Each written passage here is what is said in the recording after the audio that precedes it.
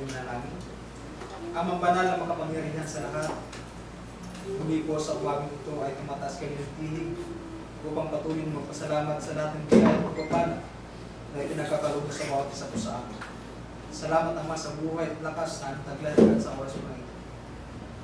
At dalangin po namin, Panginoong Diyos, ang tinapay na walang libadura at ganun din ang katas ng ubas na sumisimbolo sa katawan at dugo ng aming Panginoong Jesucristo. Amang banal, dalangin namin na patuloy ng basbasan o palayan mga bagay nito, na patuloy na magsilbing kalakasan ng aming mga pagkataong mulo. At nawa Ama, dalangin namin na bago namin tanggapin ang mga bagay na ito, ay pagkaloob mo sa bawat isa sa amin ang kapatawaran ng aming mga pagkakasala upang patuloy na lumakas ang aming mga pananampalataya sa iyo, Diyos. Ang lahat ng ito ay aming tinataas, pinagpapasalamat sa tanging pangalan ni Jesus na yung Panginoon. Amen. Lumawa naman po tayo sa ambagan sa mga banal. Hindi po akong mabasa sa 1 Corinthians chapter 16 verses 1 to 2. Kaya ito po ang sinasabi. Ngayon tungkol sa ambagan para sa mga banal, ay gawin din naman yung galing yung utos ko sa mga iglesia ng Galatia. Tuwing ng araw sa linggo, ang bawat sa inyo ay magpupuro ng magsimpan ayon sa kanyang ginhawa upang huwag nang gumawa ng mga ambagan sa pagpapalit. Awitin po natin yung Pastor Blessing.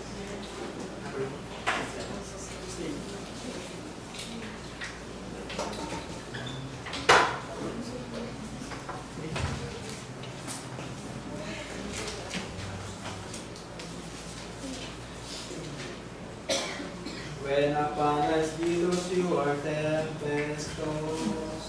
Ready? See. When upon us billows your tempestuous, when you are discouraged, thinking all is lost, count your many blessings, name them one by one, and it will surprise you what the Lord hath done. Count your blessings, name them one by one. Count your blessings, see what God has done. Count your blessings, name them one by one. Count your many blessings, see what God has done. So unlead the conflict, whether great or small. Do not be discouraged, that is overall. Count your many blessings, angels will attend. Help and comfort give you to your door descend. Count your blessings, name them one by one. Count your blessings, see what God hath done. Count your blessings, name them one by one.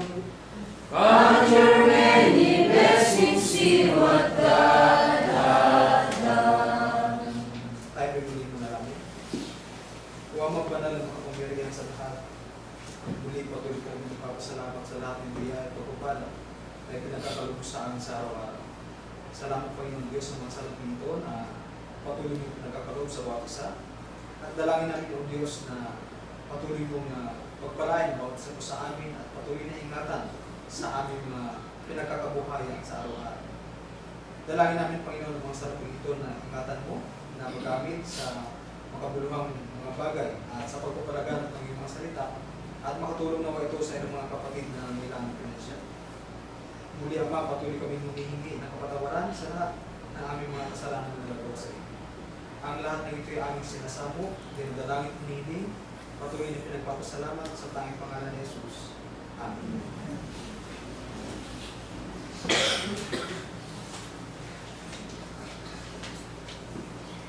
Meron po tayo mga katanungan or clarifications po.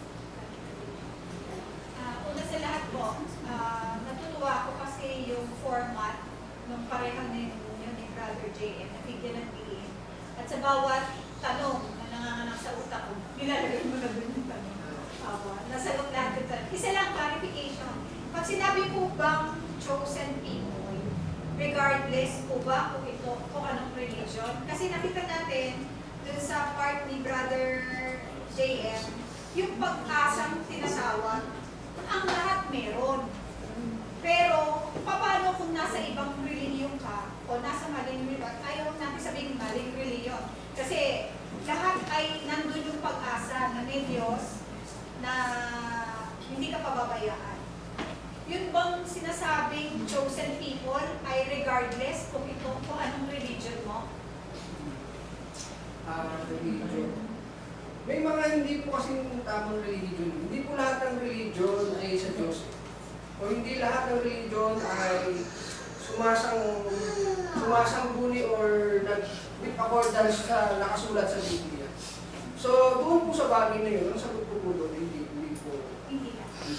po lahat ng religion. Pero hindi naman po natin hinahatulan po yung mga nasa labas po naman natin, kung ano bang religion sila. Pagkamat ang ginagawa lang po natin ay nagtutulong tayo na ano yung panooban ba ng Diyos? Ano yung gusto ng Diyos na gawin natin? Ano yung panooban ng Diyos na gusto ng Diyos na stuparin natin? Pero dun po sa kaligtasan, ipasa Diyos na atin yun. Siya po ang humahatol ng kaligtasan o sa kaluluwa ng sino mang tao.